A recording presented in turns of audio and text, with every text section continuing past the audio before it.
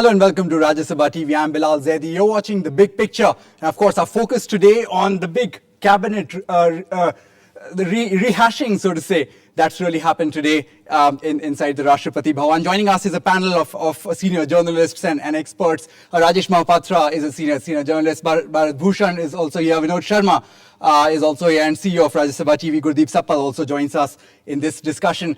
Just taking it off from the main point of what really happened today, a number of versions really coming out on how to really look at the expansion that's taken place today. Would you say, Mr. Mahapatra, if I could come to you first, would you say that what's really happened today was not really playing to the gallery, rather the Congress was just playing with its own agenda? Well, I don't get that question in the sense playing to the gallery, and how do you differentiate it from Congress playing to its own agenda? I think it's no, in the sense largely we're trying to just maybe there are a lot of talks around. Well, if you're trying to say, I mean, if you were to look at it, that there were a lot of expectations as to something had to happen on the front of a cabinet in terms of a cabinet reshuffle. Not much had happened in the second tenure, and I think for the Prime Minister probably this is one of the largest reshuffle that he has undertaken. Yes. Not just in this term, also if you compare it with the previous term, and also what are the imperatives that were facing Congress, if he has tried to address some of them? Well, it appears to be a combination of both. Okay. How well it sort of has addressed both these concerns or both those imperatives, it's one would not sort of say that it has addressed every aspect of it. If you were to sort of scale it on a scale of 10, probably one would say, it's somewhere in the middle. Okay. Okay, Bharat Bhushan, how would you look at it? Would you say that the Congress party, at least at this point when there is a lot of talk around the image of the party, would you say that the Congress party was trying to address that aspect? I think it's certainly an exercise in image makeover. If you see from the promotion of Pranab Mukherjee to Rashtrapati Bhavan, from then to now, all the major, top portfolios have changed. Your new faces there, except in defense. Yes. There's an infusion of new blood. Although young blood in Congress basically means late 40s and early 50s, but yes, there's an attempt at image makeover, and hopefully these new people who come in will bring in a certain kind of new energy into their jobs. I think that's what the government hopes, that it will be a gingering up exercise besides an image makeover. And they've also said that we don't care about what people say, what India Against Corruption says. You can make all kinds of charges. We've got an agenda. We'll follow it. So Salman gets promoted. Shashi Tharoor is rehabilitated. Okay, Vinod Sharma, what is your sense of how has the government really been able to address the question of corruption? There was a lot of talk around how they would want to rehash the entire setup and maybe present a new image, rather cleaner image. Well, frankly, times have changed, and if somebody levels the charge against someone, especially a politician, the politician has to the onus is on the politician. Okay. Which is not a fair thing to say. I think the charges against Salman Khurshid, Shashi Tharoor are at best charges of related to propriety, political propriety. Okay. The criminality element there has not been established, neither has it been, they have been charged with that. And if Shashi Tharoor has come back, okay, I think that he's paid penance and he's returned to the cabinet. Coming to the big picture, this exercise is an exercise in a personality transplant. Okay. Now that personality transplant will be complete once you see the changes on the organization side. Okay. And the changes on the organization side are much more important in view of the 2014 elections than the changes in the government, because this government's life is only 16 or 17 months. So the Prime Minister has put together a team within his limitations to implement policy, to bring policy and to enforce policy. Okay. And it is an admix of experience and youth. He has paid no attention to regional balance. As I was telling someone that the whole of Eastern India is underrepresented in the Union Cabinet, starting from Orissa right up to Assam. So I think that this reshuffle is essentially a reshuffle to put together a government that looks functional. Okay. A government that is willing to implement policy, formulate and implement policy, and a government which has good coordination between ministers. Okay, Gurdeep, if I could come to you, there's also this sense that the party was trying to address its internal mechanism more than the perception that's being built upon outside. Any party which does the reshuffle tries to address its own internal mechanism. It's nothing new. Okay. But what has happened this time is that the reshuffle has not happened under the influence of media. So you have Jayanti Natarajan, who is still the environment minister. Yes. You have Mr. Beni Prasad Verma, who is still the steel minister. Yes. You have Mr. Kharge, who is still the labor minister. And Shivprakash Jaiswal. You have Mr. Jaiswal, who is still the coal minister. And nobody predicted that Pallam Raju will get HRD. So this is an exercise which has been totally independent of what has been talked about in media over the last few weeks. So Okay. this time Prime Minister has tried to assert, as any Prime Minister should do, he has tried to create a team that works on his own agenda in the last 18 months of the comment. Okay, and Vinod, if I could just quickly come back to you, you were also mentioning, the organization within the Congress party as well. You feel that the Rahul Gandhi stamp that a lot of people are really talking about, there are a number of young leaders who have either been promoted or given dual responsibilities. Would you say that not yet really Rahul mark? No, I think there is an imprint of Rahul Gandhi and there is a bigger print of the Prime Minister. Okay. And it is only legitimate and it's only expected. I mean, after all, it's the Prime Minister who's exercised his prerogative. It is a Congress-centric reshuffle. So the Prime Minister's imprint will be there. No dilution is there because the alliance partners have not, except for Tariq Anwar, no other alliance partner minister has been changed or inducted. But may I also point out to you that from amongst congressmen who are aspirants for ministerial slots, there are about half a dozen who are waiting outside despite the fact that they are 4 times, 5 times members of parliament. Okay. Gurudas Kamath, to name one, Vilas Muttamwar to name 2, and there were 3, 4, 5 others. Okay. So the Prime Minister has given precedence to youth over experience in certain matters, just on the basis of the installed capacity of these aspirants. For instance, if you look at the paper qualification of some of the younger ministers, Yes. I mean, I don't think any political party can boast of that kind of paper qualification. Okay. And secondly, if I may point out, in politics, 40 is young. In every political party. Yes. In politics, even 60 is young by the Indian standards. Because I haven't seen yet a minister at the age of 21. So I might have seen a member of parliament at the age of 21. So Bharat Bhushan, this obviously also means that at one level, although qualifications are very much there, the stress is also on creating individual brands within the party. I don't know. This party survives only on one brand. That is the brand of the Nehru Gandhi family. I don't think any other brand is allowed to come up, honestly. And that's how this party functions. You try and create another brand, this party will not function. It's a family-owned party. So, anything good that happens, the credit goes to the family. Anything that is middling or not so good, the party says, But yeah, this Pallam was Raju, collaborative. and you have another, layer of other See, leadership there is a coming in. desire to improve governance. Okay, that is very clear. That there is a desire to improve governance. There is a desire to improve deliverability. But to say whose stamp it is, I think all cabinet reshuffles of this kind, which Prime Minister himself said last cabinet reshuffle, etc., would have all kinds of compromises. So I would say this imprint of the party, various pulls and pressures from the states, and of course, bringing in young blood, and anybody who's young would say, I am actually a Rahul acolyte. So Rajesh, running against time, that's the situation for the UPA right now. In fact, there are a lot of talks around how the term may just actually get over even before 2014. In that kind of a situation, what's the Prime Minister really looking at? Is he really trying to get the entire economic side of it in place at least? Now, let me go back to what Gurpreet said, that, for every ruling coalition or ruling party, a mid-course cabinet reshuffle is always an exercise in addressing some of the internal imperatives or challenges that the party might be facing, or to borrow from what Bharat said, the pulls and pressures of it. Yes. Now, the way to evaluate it, how has Prime Minister Manmohan Singh and the Congress party have fared in doing that? Now, if you were to single out some of the hits or some of the things that you'd see in this reshuffle, yes, truly what he has done with this reshuffle, now there is by and large a kind of unison among the allocation of economic ministries. Yes. They sort of broadly align with the larger economic philosophy Yes. that Prime Minister Manmohan Singh stands for. Yes. So that is something that has come about.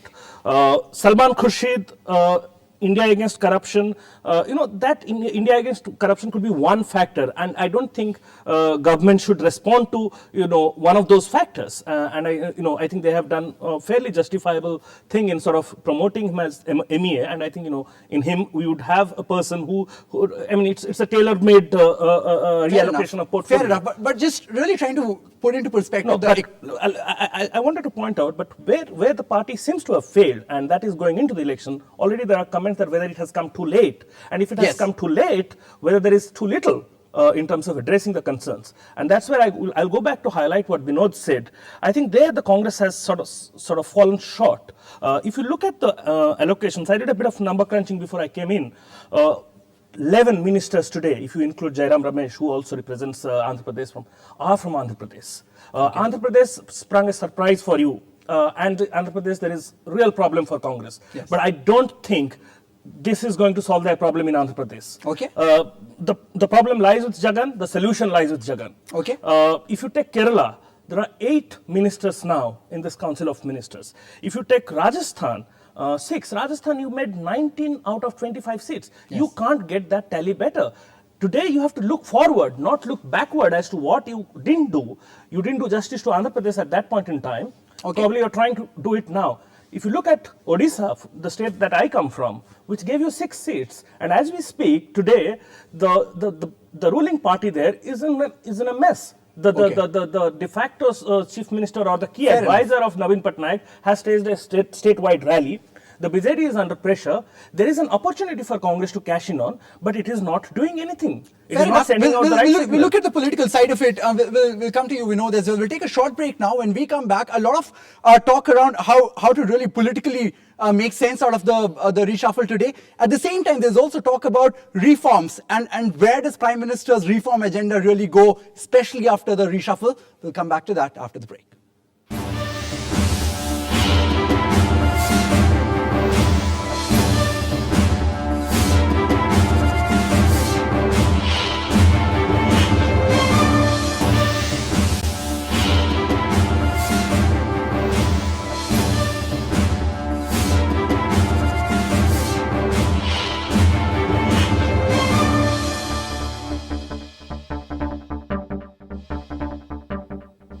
Right, welcome back. We are having this discussion on trying to make sense of what really happened during the reshuffle today. Gurdeep, if I could just start this segment with you.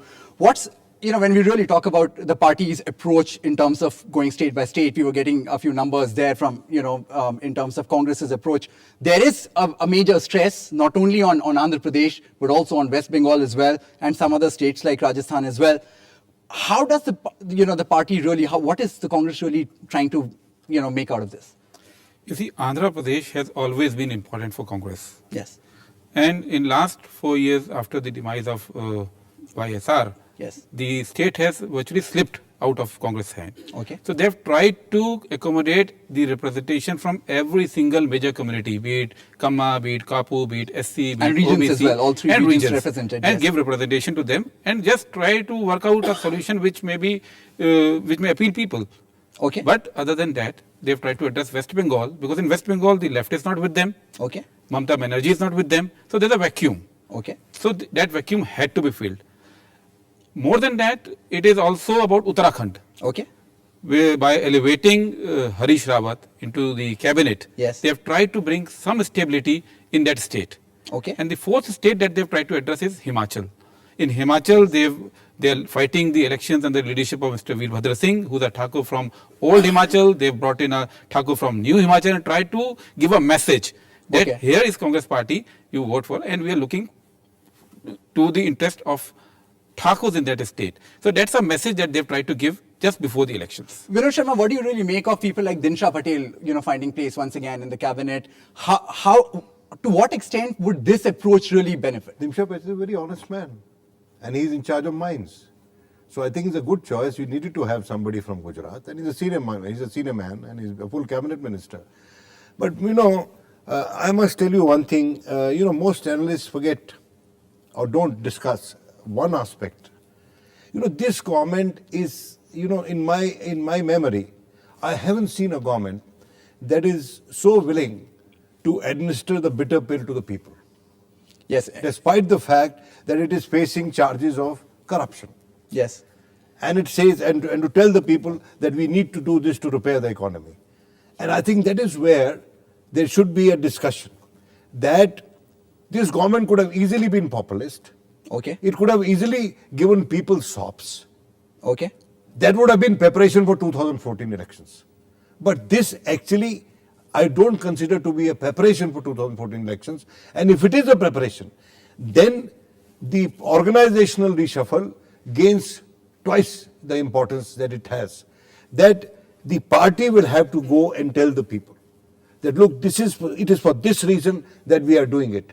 Nobody willingly goes and says, I am going to cut your LPG. I am going to increase the prices of petrol. I am going to, not allow you to,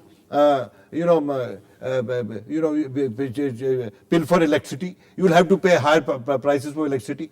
So there is a degree of requirement to correct the economic pattern in this country. Okay. And those who are willing to do it are the ones who are under the public scrutiny that these people have not been fair while administering this country. So it is one of the most difficult situations that any government has found itself. And I think Dr. Manmohan Singh, whether he succeeds or not is another matter, but he will be judged differently perhaps by history. But then, in that case, Bharat Bhushan, haven't they given too much to Kamal Nath to really handle once the parliament session is on? The opposition is already gearing up. So what could be the Congress's strategy, especially on all of these question marks on corruption, on rising prices that continues, may not really have been addressed? I think they needed somebody there who had the gravitas, who had the connections, who had good relationship with leaders of opposition and political parties across the board, who would say, yes, all these are issues which are being raised by the people, they need to be discussed, but let's do it in parliament. Somebody who would be able to forge a parliamentary compromise for discussion, that let's discuss these things and issues. So that is why, and Kamal Nath is a minister when parliament is in session, to say that why is he doing parliamentary affairs also, he's a capable man, so he'll do both. What's the big deal? Okay, so but opposition pressure is going to be there, and perhaps the Congress is. I think that is going to be unrelenting. That is going to be unrelenting. That pressure will continue. All right, and there's also the sense, Rajesh, that, and I was mentioning that in the previous session as well. For the Congress party, obviously there is a sense that at least up till 2014, they will only focus on reforms. They will only try to go and address all of these concerns with better economic scenario, more investment maybe coming in, at least, easing of the pockets for a lot of people if the economy really grows. You think with this kind of setup, with the new faces also coming in, the Prime Minister may have to some extent been able to put its agenda back in place? You have already predicted that the UPA will come back to power after 2014. No, I'm just saying, in the run-up, after today, would you say that the government is in a better shape? I don't think the UPA would be thinking of what to do after 2014 as to how to clinch 2014. I mean, that's where it starts from. And if we are looking to see that, this new team would do some magic on the economic front, I think, that's not how it works out. It had to bring in a feel good, look good factor into the thing that it has done, probably. But to say just the way a couple of weeks ago, a lot of people showed some would say unjustifiable enthusiasm about some of the decisions that were taken, as if they would sort of address the ills that the economy is facing. I think it would be sort of misleading. The problems that the economy is confronting, neither decisions like FDI in multi-brand retail or stock market changes would address it, nor would a new team be able to resolve it in a short to medium term. Those are challenges which will have to be confronted, and we'll have to wait and see what we hear from the government, that they say that there are more measures that are going to come which will address the fundamental issues concerning the economy. We'll have to wait and see what are they going to come up with, and how the global economy behaves, how things pan out. But to at this moment say that, well, this is what has happened and now our economy is going to look up, I think, that's not something which makes any economic sense. Fair enough. Rajesh Mahapatra, we'll take a short break now. When we come back, one final round on what really to expect from this new team and the characters that are part of that team after the break.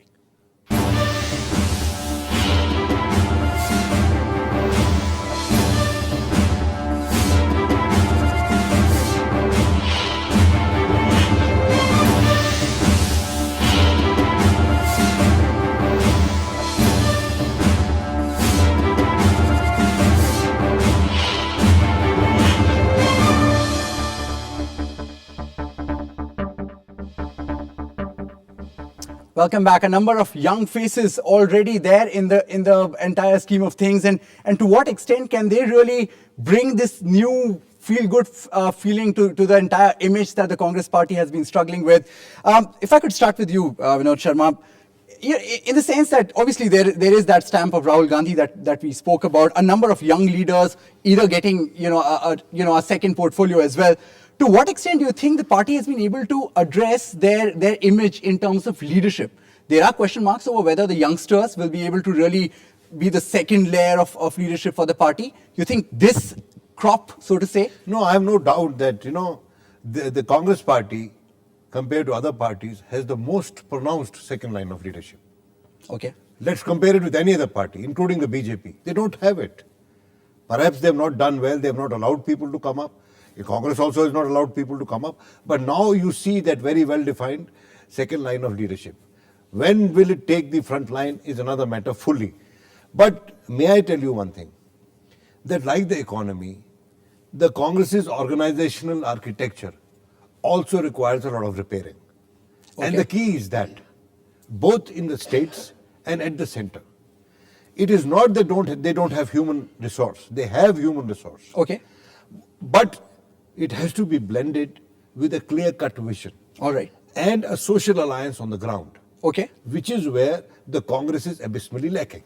There's also this view, Gurdeep, that's most of the faces are supposed to be urban faces, and to a large extent, that grassroots appeal may not really happen. So rural connect may still be lacking. No, these urban faces that you talk about are well entrenched in grassroots rural areas also. You see Sachin Pilot. Okay. Now, the way he has handled the entire Gujar and Jat issue in his constituency, yes. It proves, like Mr. Sindhia, he has been winning from a largely rural area. So these are people who are not totally divorced from rural area. But now the onus lies with them that they are the most suave, urban, articulate faces of this cabinet. Be it Mr. Manish Tiwari, be it Sachin Pilot, be it Jyotiraditya Scindia. They have to communicate with people now. Okay. They have to take the policies, they have to take the decisions to people, and the additional responsibility lies with them. Okay. And Balbhushan, if I could come to you, a number of these faces, while were very much in the reckoning, there were a few other names as well, supposedly part of Rahul Gandhi's core team, not on board, concentrating more on the organization. How does that play out? Well, you need leadership both in the government as well as in the party. But I would like to say that creating new leadership doesn't happen out of the air. It doesn't, you won't create a new leader because Rahul Gandhi says, okay, he's a pal of mine. New leadership in political parties in countries like India is created through mass movements, through taking up people's issues, by working with the people. For example, it may sound strange to you. I think Kejriwal is a much better youth leader with a greater people connect. Yes. I may disagree with him on a lot of issues than a number of these people who we are placing our hopes on. So yes, policy implementation is one thing, but also that policy, does it reflect the needs of the people? So if you have ground connect, if you are with the masses, that's where the new leadership will come, and that's where the new policy should also come. Okay, just conclude. May I come in here? The day Mr. Kejriwal did his last demonstration on the streets, the same day Mayawati held a rally in Lucknow. Okay. And the media focus on Mayawati's rally in proportional terms was much, much less. So let us not confuse movements with media montage. All right, fair enough. And frankly, and I personally feel that Mr. Kejriwal, except for the issue of corruption, which touches the people and which does strike a chord, has demonstrated nil vision on any other issue. And he wants to launch a political party. He's delaying his political party in order to continue calling himself as India against corruption. Okay. That is why Mayawati will do better than Kejriwal, because media doesn't elect leaders. So Yes, it's exactly. wrong to suggest that. Fair enough. I was not saying that. Fair I'm enough. saying that you have to have connect with your Fair voters. enough. Fair enough. Just one final comment from you, Rajesh Mahapatra. How do you really see the entire new Manmohan Singh, 2.0, so to say, from here on? You think the party, at least the government would be at least a little hopeful going into the last 16 odd months? No, as everybody else said, we have to now wait and see what they do on the organization front, what they do on the economic front. I just want to say that, if a party decides to do, or if a government decides to do things that have not been discussed in media or have not been on the wish list of media, sometimes I get a feeling that they are perhaps doing the right thing.